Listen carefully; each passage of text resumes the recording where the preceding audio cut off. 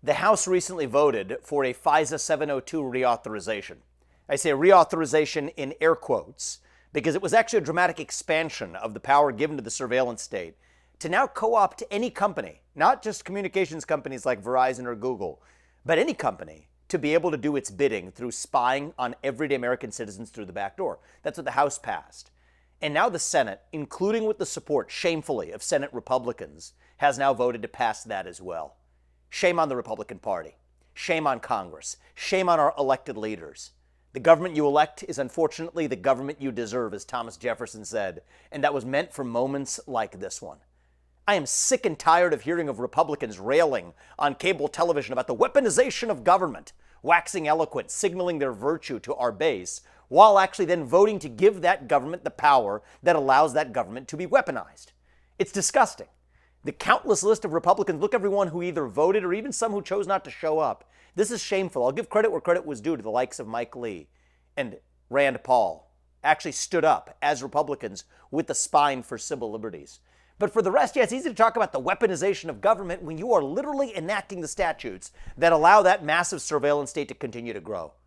Forking over more money to Ukraine, well, we have problems right here at home. Expanding our surveillance state without justification, using fear-mongering reminiscent of the Bush-Cheney era. That's the real divide in today's Republican Party. It's not even in the Republican Party, it's the divide in our country.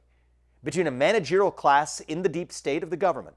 Involves both parties. It's a bipartisan affair. The worst ideas in Washington, D.C. are often the bipartisan ones. That managerial class and the everyday citizen.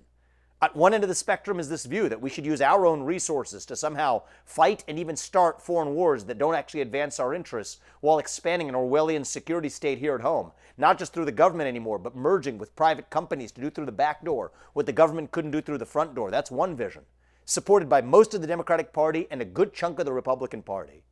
And on the other side, a vision which says hell no to that vision, that we actually believe in the Constitution, that we believe in the vision that our founding fathers set into motion, that we believe in the Bill of Rights, that we believe in the First Amendment, that we believe in the Fourth Amendment against unreasonable searches and seizures by the government, that we view the Constitution as actually the bright, shining North Star of our country, not some pesky constraint that we find our way around.